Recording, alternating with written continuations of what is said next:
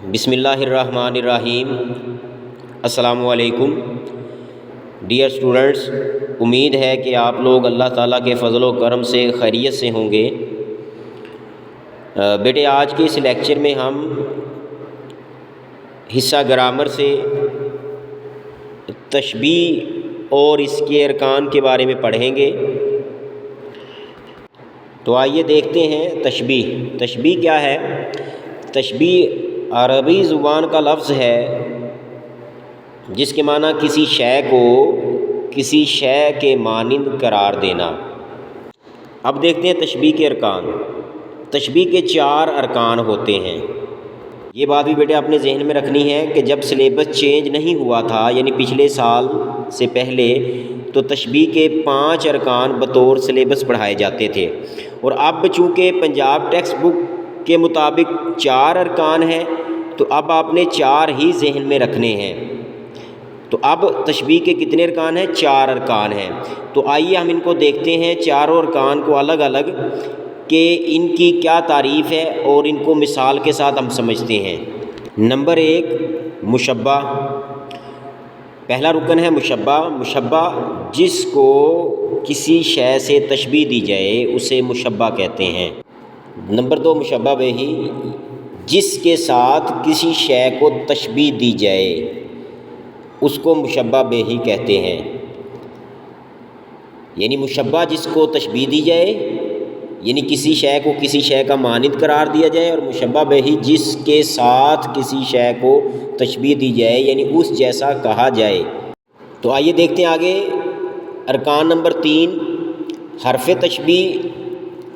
ایسے حروف جو مشبہ اور مشبہ بہی کو ملانے کے لیے استعمال ہوں، مثال کے طور پر کی طرح، جوں، جیسا، جیسی، یہ مشہور حرف تشبیہ ہیں۔ اب آگے دیکھیے ارکان نمبر 4 غرض تشبیہ۔ غرض تشبیہ کی تعریف دیکھیے، جس وجہ سے تشبیہ دی جائے، یعنی غرض کیا ہے تشبیہ دینے کی، وجہ کیا ہے، مقصد کیا ہے کہ کسی چیز کو کسی چیز جیسا قرار دیا جا رہا ہو، اس کی وجہ کیا ہے، وہ مقصد جو ہے وہ غرض تشبیہ یا وجہ شبہ بھی اس کو کہا جاتا ہے۔ یہ تھے بیٹے تشبیہ اور اس کے ارکان۔ اب ہم مثال کے ذریعے سمجھتے ہیں کہ مشبہ کیا ہے، مشبہ بہی کیا ہے، حرف تشبیہ اور غرض تشبیہ۔ تو فقرہ ہے، جملہ ہے، علی شیر کی طرح بہادر ہے۔ اب ہم دیکھیں گے اس میں مشبہ کیا ہے، مشبہ بہی کیا ہے، حرف تشبیہ کیا ہے، غرض تشبیہ کیا ہے۔ آپ لیکچر میں دیکھیے گا کہ آپ کے سمجھانے کے لیے میں آپ مشبہ بہی، حرف تشبیہ اور غرض تشبیہ کو الگ الگ لکھ کر بتاؤں گا جو آپ کے سامنے ظاہر ہوں گے اس مثال کے نیچے۔ علی شیر کی طرح بہادر ہے، اس میں مشبہ علی ہے، یعنی علی کو شیر کے ساتھ تشبیہ دی جا رہی ہے، تو علی اس میں کیا ہوا پھر؟ مشبہ۔ شیر اس مثال میں مشبہ بہی ہے، یعنی علی کو شیر کے ساتھ تشبیہ دی جا رہی ہے تو شیر اس میں مشبہ بہی ہے۔ اب تیسرا رکن اس میں ہے حرف تشبیہ۔ حرف تشبیہ اس جملے میں ہے کی طرح، یعنی جو علی اور شیر کو ملا رہا ہے۔ اور چوتھا رکن اس جملے میں ہے غرض تشبیہ۔ غرض تشبیہ کیا ہے؟ بہادری یا بہادر۔ اب چونکہ علی کی بہادری کی مثال دی جا رہی ہے، یعنی علی کی بہادری بتانا مقصود ہے، تو پھر اس میں بہادر یا بہادری یہ غرض تشبیہ ہے، یعنی کہ علی کو شیر کے ساتھ اس لیے تشبیہ دی جا رہی ہے کہ علی بھی دلیر ہے، بہادر ہے، جیسے کہ شیر معروف میں دلیری اور بہادری کی علامت سمجھا جاتا ہے، اسی لیے علی کو شیر کے ساتھ تشبیہ دی جا رہی ہے۔ تو غرض تشبیہ اس میں کیا ہوا پھر؟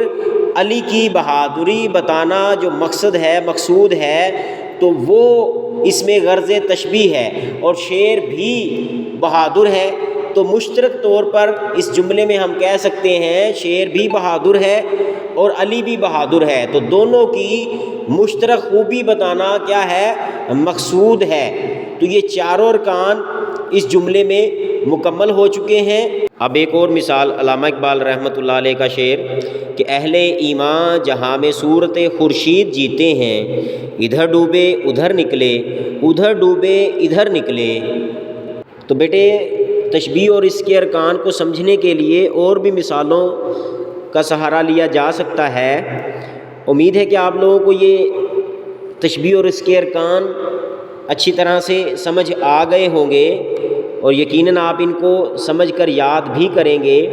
تو اس کے علاوہ بیٹے تشبیہ اور اس کے ارکان کے حوالے سے آپ ایک اور دو باتیں ذہن نشین رکھیں کہ تشبیہ کے جو پہلے دو ارکان ہیں نا، مشبہ اور مشبہ بہی، یہ جو آپ کے سامنے اسکرین پر لکھے ہوئے نظر آ رہے ہیں، مشبہ اور مشبہ بہی کو طرفین تشبیہ بھی کہا جاتا ہے۔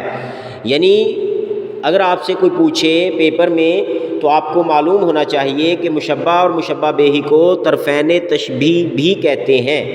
اسی طرح سے یہ بات بھی ذہن میں رکھیں، حرف تشبیہ جو آپ کے سامنے یہ اسکرین پہ لکھا ہوا ہے، اس کا بھی ایک اور دوسرا نام ہے ادات تشبیہ۔ اور چوتھا جو رکن ہے غرض تشبیہ، اس کا بھی ایک اور نام ہے وجہ شبہ۔ ایک اور شعری مثال میں آپ کو سنا دیتا ہوں، علامہ اقبال رحمۃ اللہ علیہ کا وہ شعر، اہل ایمان جہاں میں صورت خورشید جیتے ہیں، اہل ایمان جہاں میں صورت خورشید جیتے ہیں، ادھر ڈوبے ادھر نکلے، ادھر ڈوبے ادھر نکلے۔ بیٹے یہ علامہ اقبال رحمۃ اللہ علیہ کا جو شعر میں نے ابھی آپ کو پڑھ کر سنایا ہے، آپ نے شعر میں سے چاروں ارکان یعنی تشبیہ کے چاروں ارکان کو تلاش کرنا ہے، سمجھنا ہے اور الگ سے اپنی نوٹ بک میں ان کو لکھنا ہے۔ جب آپ اس طرح سے ان کی مشق کریں گے تو آپ کو تشبیہ کے ارکان کی اچھی طرح سے سمجھ آ جائے گی۔ امید ہے کہ آپ لوگوں کو یہ لیکچر سمجھ آیا ہوگا اور آپ یقیناً اسے سمجھ کر یاد بھی کریں گے اور نوٹ بھی کریں گے۔ تو بیٹے یہ تھا آج کا ہمارا لیکچر نمبر 1۔ میں علامہ اقبال رحمۃ اللہ علیہ کے شعر کے ساتھ اب آپ لوگوں سے اجازت چاہتا ہوں۔ یقیناً یہ شعر اقبال رحمۃ اللہ علیہ نے آپ جیسے نوجوانوں کے لیے ہی کہا ہوگا۔ اٹھ کے بزم جہاں کا اور ہی انداز ہے، اٹھ کے بزم جہاں کا اور ہی انداز ہے، مشرق و مغرب میں تیرے دور کا آغاز ہے۔